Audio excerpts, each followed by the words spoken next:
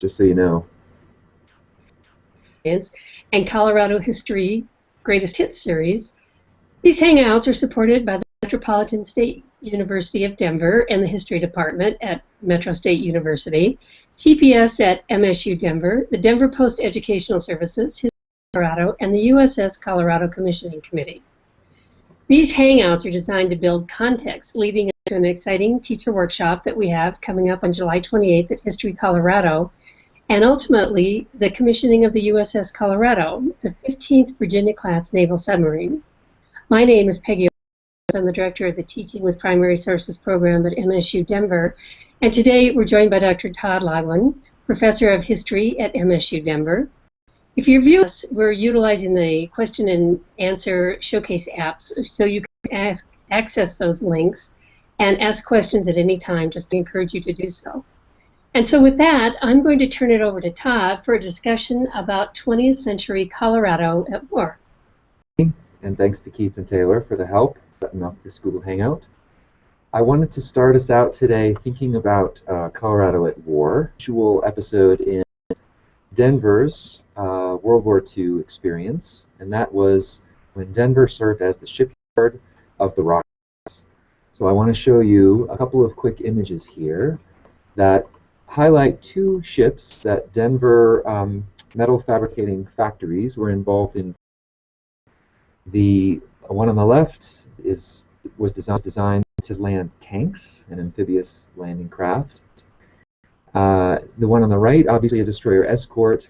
The Eaton Metal Products Company in Denver, along with a consortium. It was part of a consortium of several. But Eaton Metal was the most important. Designed hull sections of these two ships and loaded them onto railroads to be shipped across the Rockies and out to Mare Island, California, in San Francisco and Vallejo, where they were assembled into their final form and then obviously ready for combat in the Pacific. This is an unusual episode in Colorado's military history, given that we wouldn't expect a shipyard in Denver, but this was the claim of the Eaton Metal Products Company and many proud Denver workers who took part in this effort, $1 million contract during World War II. So with that, I'd love to just give you a quick overview of the topics that I'm hoping to touch on today. The Great War, the First World War, and Colorado's experience in that conflict. The Second World War, America and Colorado's experience, obviously starting especially in the fall, in December rather, of 1941. And then thinking a little bit with you about Cold War Colorado, how the Cold War has changed the state. And throughout, I think you'll get a sense of, as I noted there, the importance of defense contracting for the state, the growing importance of the federal government, both in terms of military installations and in terms of military contracts that Colorado will take advantage of. Out with the First World War, I just want to highlight the fact that this was, into the First World War was not automatic, and it was certainly not preordained. There was, in fact, an intense debate in the United States, part in a conflict that began in August of 1914 and raged for almost 3 years before the United States began to send soldiers over to France. There was significant opposition to U.S. entry into the war, particularly among certain immigrant groups in the United States who had sometimes family members in, say, Austro-Hungarian Empire or the German Empire. There was also concern among a lot of Americans that there wasn't much to be gained by American participation in this conflict, given that it had turned into a stalemate, especially after the first even few months. But there was a debate in the United States about participation that did endure even once President Wilson moved the United States into World War I. And I want to show you a couple images that highlight some of that controversy. So this first one, these two images here give us a sense, again, of how Americans were feeling about the war and efforts to try to motivate American participation, or in the other case, even opposition to the war. On the left is a campaign propaganda poster, really, produced by a propaganda agency called the Committee on Public Information by a Denver newspaper reporter and progressive reformer named George Creel. On the right is an anti-war political cartoon produced in a magazine called The Masses. The illustration on the left, in a lot of ways, I think anticipates King Kong. This was a few years, more than a decade, in fact, before the movie comes out. It sure looks like King Kong there, carrying a blonde woman in distress. And this is meant to represent a German soldier. This would be, I think, an interesting set of images in a classroom to stimulate conversation with students, get them thinking a little bit about how images is used to motivate and appeal to emotions in this highly charged climate of wartime mobilization. The Destroy the Mad Brute is a reference to, in this case, the German soldier, an appeal to the American soldier to get involved in this conflict, to stop this brute from his rampage. He's wielding a club on which is written the German word for culture, or Kultur, which is strange. We don't necessarily think of culture as being, but it's an important and revealing cartoon because it does highlight the effort by this wartime propaganda agency, an effort by even the Denver Post to turn the German people and German culture into some sort of sinister enemy force.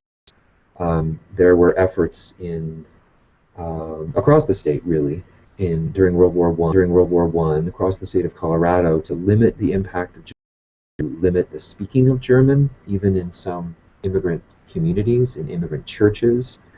I even read a story that at Boulder High School, the German books were pulled out of the public library, out of the library of the high school, and thrown into a pile to be burned, which seems rather sinister and unusual. To some extent, the anti-German sentiment that was brewing in Colorado at the time. There were efforts to the influence of German immigrants. German Americans even were targeted for harassment and sometimes violence in Denver and in other places across the state. So there was an intense campaign to label Germans as enemies and to mobilize support for the war effort by making a beast out of Germany. And on the right, we can see, as I mentioned, this anti-war cartoon that soldier that appeared in The Masses, as I noted. And this was a cartoon deemed too treasonous, too seditious to circulate. So the U.S. Postmaster, under the anti-sedition law of 1918, prevented its circulation and in fact indicted the artist and the editor of the magazine for violating the Sedition Act. So it gives us a sense of what was seen as too dangerous, an image that was too dangerous to even circulate. And it's rare that we think of an editorial cartoon, a political cartoon, as generating so much intense opposition. And events in France with Charlie Hebdo would suggest otherwise in recent times. But we do get a sense from these then about the intense emotional experience that a lot of Coloradans went through thinking about this conflict, some opponents and some supporters of the war effort. Just a quick map, a list of some of the statistics.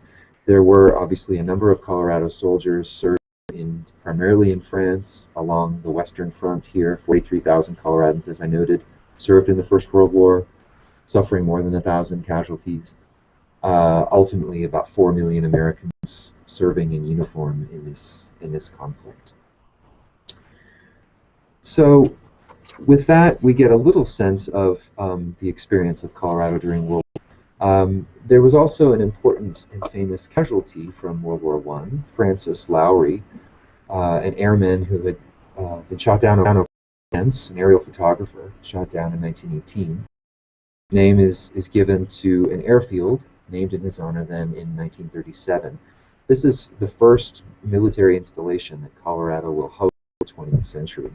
There had been hopes during World War I among some Coloradans that our state might be home to a major Army installation, but that wasn't to be until Lowry Airfield was created in 1937. So shifting ahead then to think a little bit about Colorado in World War II, this is obviously even a larger conflict, although it's hard to imagine more casualties than the more than 10 million casualties of World War I. But of course, World War II would dwarf that number with close to 60 million casualties, just a staggering number, which of course included the evils of the Holocaust, the horrific violations of human rights that were perpetrated by Japanese, by the Soviets even, our ally in World War II. And so it's hard sometimes to make sense of the death and destruction on a monumental scale. More close to home, though, I did want to think a little bit about how local folks experienced the transition from peace to wartime, and how wartime migrations will shape the state and remake the state in some important ways. So I wanted to focus on those and thought it might be helpful first to think a little bit about the frame that our president at the time, Franklin Roosevelt, wanted to give Americans for understanding this conflict. So let me switch back to a picture here that will illustrate Franklin Roosevelt's vision for the Second World War in terms of what he called the four freedoms. Wanted to commit the United States to fighting for four freedoms, and you see them listed in captions underneath: freedom of speech, freedom of worship, freedom from want and fear. And in a speech he gave in January of 1941, he interestingly proposed that America should promote those four freedoms, not just at home, around the world. Freedom of speech everywhere in the world. Freedom of worship everywhere in the world. It was an interesting international vision that did generate significant opposition among a lot of Coloradans, including the Colorado Springs Gazette, as I'll touch on in a minute. But these pictures to the right of the photograph of Franklin Roosevelt are the work of Norman Rockwell, a popular artist from that time period, especially for the Saturday Evening Post. And you can see his effort to try to represent these freedoms in terms that would be not international, not to address, say, freedom from fear among Holocaust victims, but rather freedom from fear for American families. Trying to, again, personalize and make these four abstract freedoms potentially more relatable for Coloradans and Americans as a whole. So we want to keep framework that FDR gives for the war as a war for freedom in mind as we begin to think a little bit about the kinds of migrations and transitions that experience during World War II. So let me come back for just a minute here and touch on some of the specifics of the mobilization, especially the number of Coloradans who are serving in this conflict. We see about 13% of the population, the total state population, serving in World War II. 1 in 3 residents would serve, and that includes men and women in various service organizations for women. This would amount to about 140,000 men and women in total who suffered close to 1,600 casualties in this conflict. This was a massive mobilization of Americans, not just Coloradans. There were ultimately 16 million American men and women in uniform. Of women in some unique roles. I know the Colorado Experience series that Rocky Mountain PBS has produced featured who served as pilots, flying officers from various places around the United States and flying aircraft that had been produced off the assembly line to defensive airfields around the United States, obviously, of course, paying the ultimate sacrifice with their lives. And this meant for Colorado, World War II meant for Colorado especially, a number of new installations, military installations. And I have a picture to share of a couple of those for us to be thinking about here. Let me start on the right. Air Base, which opened east of Lowry, as I noted there, a few years before began.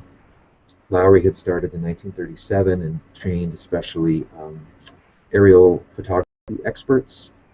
And with Buckley and Lowry, Denver was host to some 100,000 airmen every year training for combat missions and for aerial photography. Unique contribution Colorado makes to the war effort, a specific mountain camp, Camp Hale up near Leadville, which involved training at about 11,000 feet. And that was home to about 16,000 soldiers during the 2 years that it was in operation. It also helped train nearly 4,000 animals, Camp Hale did. And the soldiers who trained in winter mountain combat at Camp Hale did see some fighting, especially in northern Italy against entrenched Nazi positions in the winter. into the spring of 1942. And I should note too that our history department website hosts an interesting primary source collection of resources about Camp Hale. Honest Hagen has spent a number of years interviewing some survivors even of World War II, capturing their oral history. Mountains was also home to a number of other important installations. One of the most important for the state today is down near Colorado Springs. Camp Carson opens during World War II, and by the time the war is over, there are more soldiers at Camp Carson than residents in Colorado, one of Colorado's bigger cities, in fact, during World War II. There was also a Peterson Air Force Base in the Springs that was created at the time, and a number of other smaller installations that have not endured. There was an air base in Pueblo, and briefly trained Army secretaries during World War II, although no longer continues to play that role, obviously. There have been some other lasting installations, though, as a result of Colorado's experience in war, including Fitzsimmons Medical Complex, which starts out as an Army hospital for especially recovering change for Colorado with these military installations, not only with Colorado residents risking their lives in combat in the Pacific and in Europe, but also these significant installations that required the support and services of a number of Colorado communities, especially Denver and Colorado Springs. And this begins to change the economic life of the state in some important ways, as Colorado begins to focus, more Coloradans focus more on service work and support for these military installations. The war also did require, of course, sacrifices on the home front and led to some important changes for state residents. So I want to switch for a second to another picture, a set of pictures actually, of some posters to support the war effort. The famous Rosie the Riveter picture on the left, which of course suggests women's wartime work. Colorado women were no exception, playing important roles in industry, even building munitions, bullets and bombs, working, some of them even for Eaton Metal Products, making hull sections for ships, Navy ships that we were just talking about at the beginning. Additionally, you can see, though, some of the appeals to Coloradans to make sacrifices, to use the ration books that were given and not pay more on the market for goods beyond those rationed. And ration goods included sugar, flour, fats, even to some extent after cooking, to be used in munitions, scrap metal.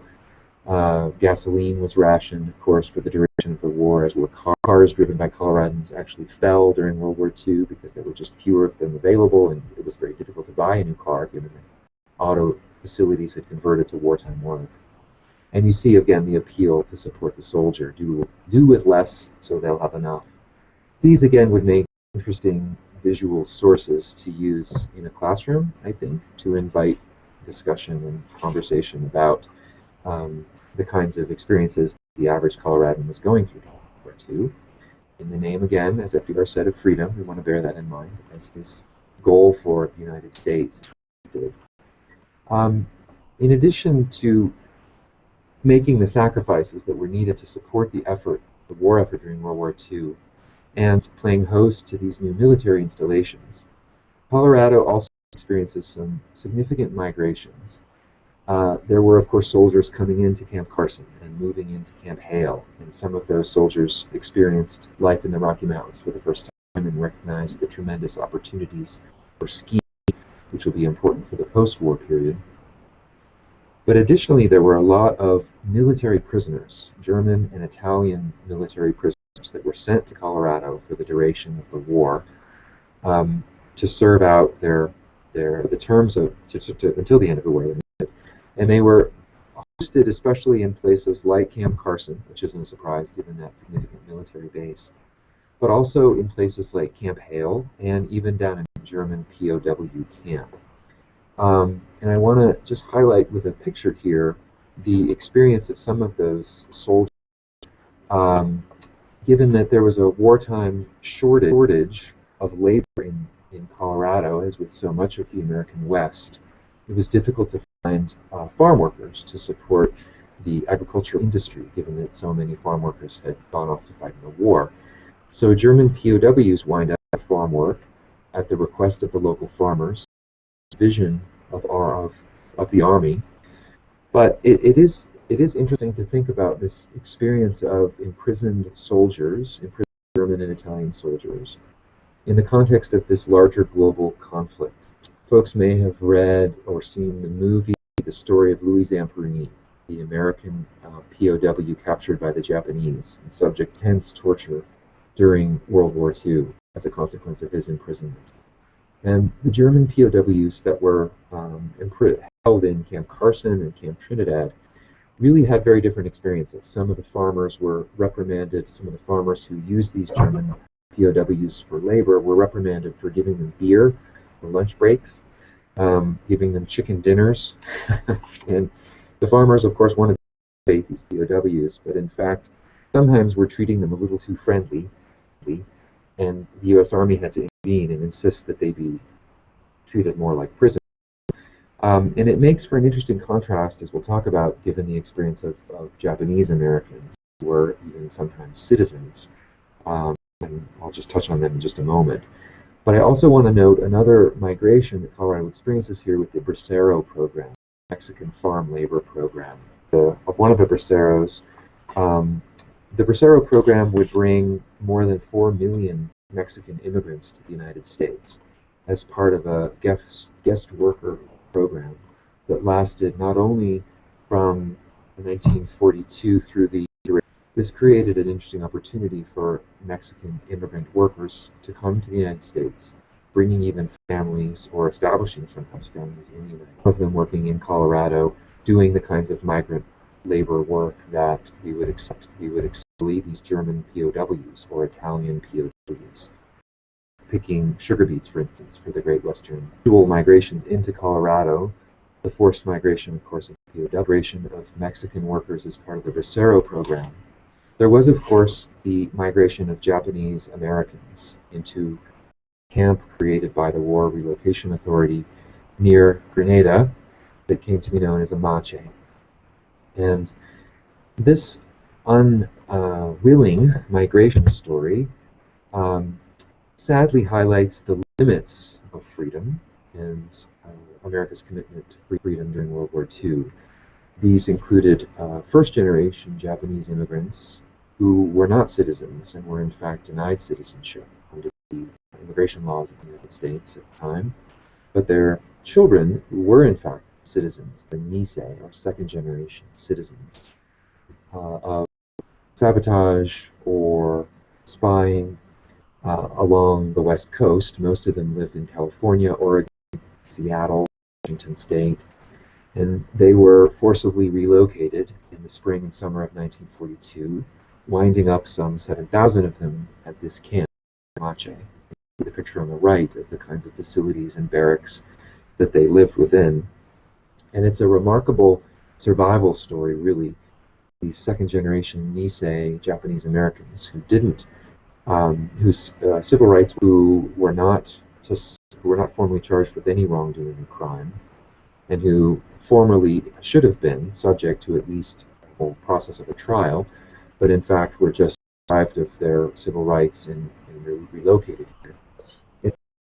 Let me just get the power of the images, and then using Norman Rockwell to have these, to create these images and these emotions of freedom of speech, and then you juxtaposition that with a mache. Opened the war on those, how important those things were, yet. Important observation, I agree. It's striking to think about Franklin Roosevelt proposing the war in terms of freedom, and yet the experience of the Japanese Americans obviously suggests the limits of wartime freedom, and Americans and whether they could be loyal during World War I. That interestingly is much less intense during World War II. There were fewer recent German immigrants, of course, in the United States by World War II. But it is interesting the way in both of these conflicts the enemy is represented, And there would be a lot of opportunities, in fact, to compare images of the inhumane depictions of and aggressive depictions of the Japanese as an enemy in World War II. But there was also intense anger over Pearl Harbor, and that, in fact, drove a lot of that frustration and enmity toward the Japanese in that time period. And plug to the Library of Congress, I know there's a collection with Ansel Adams. 15% of Colorados were serving. So do you know how that compares nationally? Yeah. Service of men in World War II was 16 million, and I want to say that in 1940 the American population was a total of 20 million. I want to say about. So I believe Colorado's participation rate was higher than the national average. Okay. Another question. I'll let you get back to the. I interrupted you. Great Japanese, but speaking of the Japanese internment. Wondering about your perspective on its accuracy and authenticity. Well, I have a lot of respect for Laura Hillebrand as an author. I think she did scrupulous research in attempting to tell his life story. Obviously, there were some liberties taken with the film, but honestly, it would make a really interesting discussion to set the book and the film side by side, to have students maybe read sections of the book and see some of the depiction to do that. And it's a little bit gut-wrenching, obviously, because it's so intense, the abuse that he suffers in that POW camp and his harrowing experience at sea. It makes Life of Pi look like a cruise across the Atlantic. It's really a remarkable survival story. So it would be a really interesting opportunity to set those two side by side, I think. Okay, back to Colorado. I want to briefly highlight again the military service, which is such an irony when one thinks about this rights violation. If you think about the soldiers in the Nisei, the second generation Japanese Americans, denied their civil liberties and then being asked to volunteer for military service. And the debates in the camps were intense. At times, even some first-generation Japanese fathers. I read of one instance where he disowned his son for volunteering in the U.S. Army because he could not believe that his son would support this country that had taken away what they had worked so hard to develop. But most of these Nisei soldiers did serve quite heroically in the U.S. Army. They were sent in a unit, the 442nd, to Italy primarily, where they fought alongside other American soldiers in 1944 and into 1945. Many of them were decorated for bravery, several receiving Congressional Medals of Honor. So it's a remarkable assertion of loyalty and assertion of belonging, despite these Japanese Americans were subjected to. And there is, of course, an interesting history surrounding Colorado's reception and the governor, his efforts to encourage, basically that Coloradans treat these Japanese forced internees with friendliness and kindness, insisting upon their loyalty. Carr paid a political price for that stance in defense of Japanese loyalty. These Japanese in debate about freedom and about freedom at this time in America. He was finally recognized. The building, I think it's the Supreme Court, named after Carr. Yes. Of his efforts. Exactly. Yeah. And there have been some recent efforts, a biography of him recently released, which also highlights his role and his experience in this conflict. And there's more here than we have time to go into. But it is an interesting, heroic stand that he takes, especially given that he's going to pay a painful political price to an opponent who really stoked the hysteria against the Japanese, Ed Johnson, in 19. The Second World War also then was an economic opportunity for, and I want to briefly touch on a few of the economic transformations that resulted from that kind of conflict. And I have again a picture, so let me quickly here, if I can pull that up for us. There were intense needs for supplies during World War II. In many ways, it was a battle of industrial nations trying to outproduce each other in terms of war materiel. And Colorado Colorado plays a really important part in supporting the war effort. The Remington Arms Facility, which now is Federal Center, at one point was small arms fire, small shells. So there's a picture in the upper right of a woman working on a belt, obviously for a machine gun. The M1 does my talking, says the war poster underneath her there. At Remington Arms Facility, there were some 20,000 employees, including, as you can see, women employees, doing often heavy industrial kinds of work. There were also efforts to provide materials for the Army, including chemical weapons, Rocky Mountain Arsenal. The picture there on the left is a picture from inside Rocky Mountain Arsenal in what is now Commerce City, actually not far from Dick's Sporting Goods Field. You can see, if you walk to the edge of that, you can see the field fence and the limits of had been the Rocky Mountain during this time period, during World War II. So there were significant efforts such as these to support the war in Colorado that did benefit Colorado's economy in some important ways and helped to facilitate that transition away from the mining and ranching and farming economy that was so important for Coloradans in, say, 1880, 1920s. The war accelerates this shift away from those more traditional extractive economies with these important defense contracting facilities.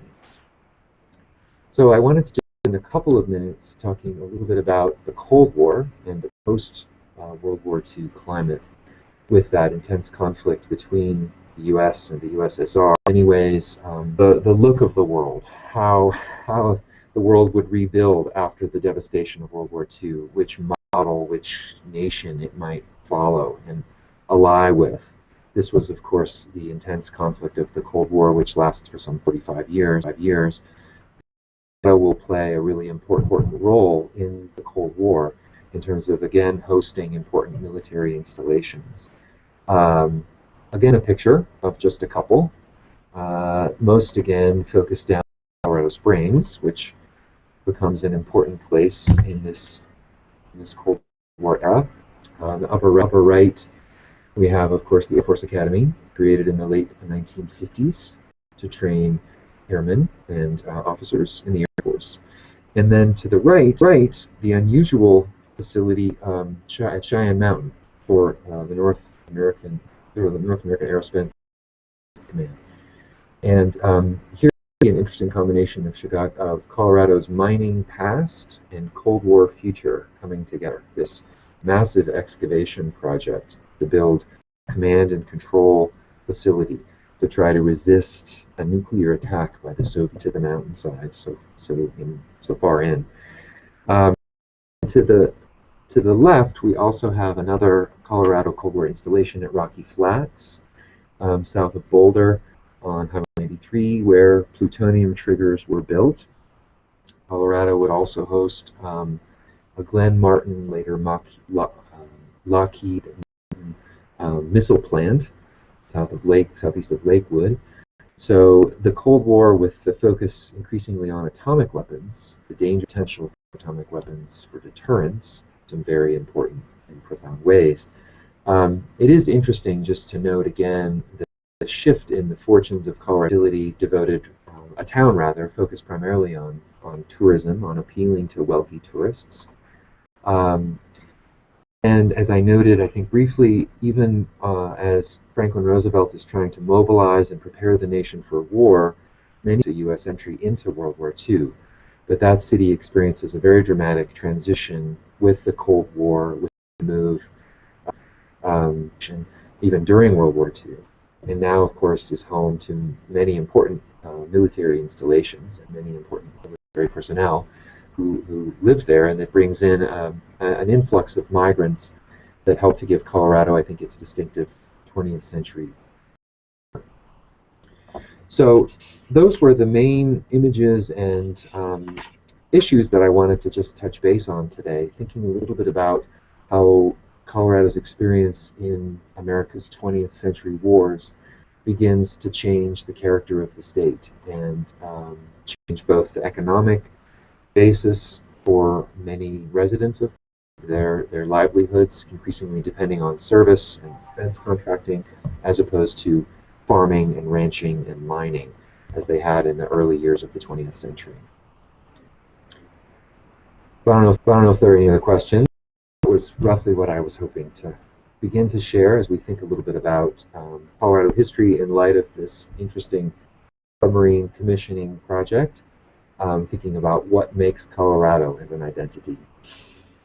Well, there's other questions, but it's interesting when you say Colorado, people will think beautiful mountains and skiing, and of course gold mining. There's gold, and then there are hills and all of that.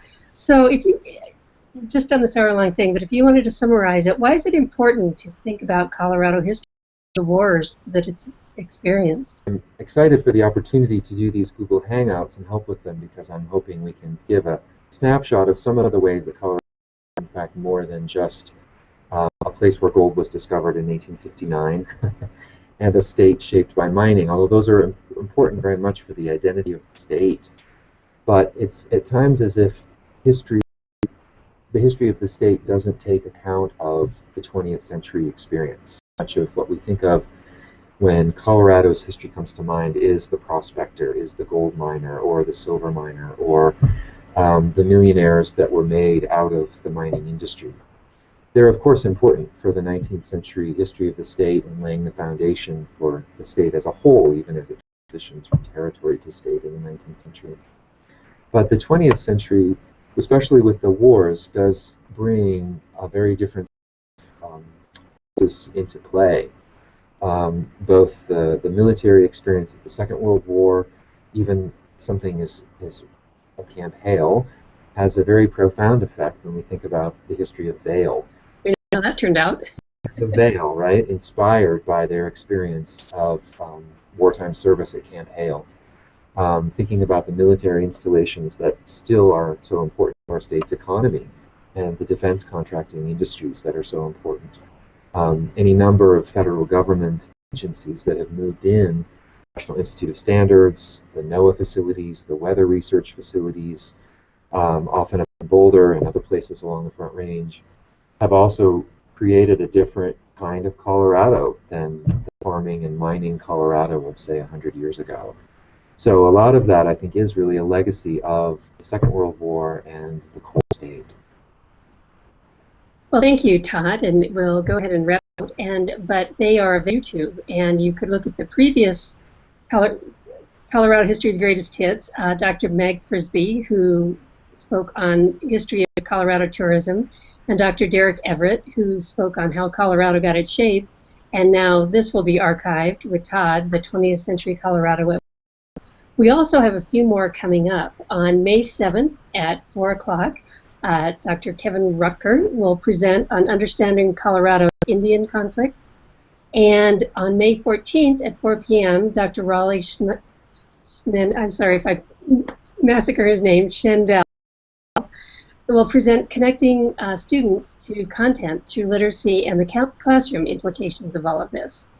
And of course, we have our all shop on July 28th, and on July 29th, we'll be hosting an evening reception and all at History Colorado, the beautiful new museum. So for myself and Dr. Todd Laugen, we want to thank you for joining us, and we hope we'll see you on our next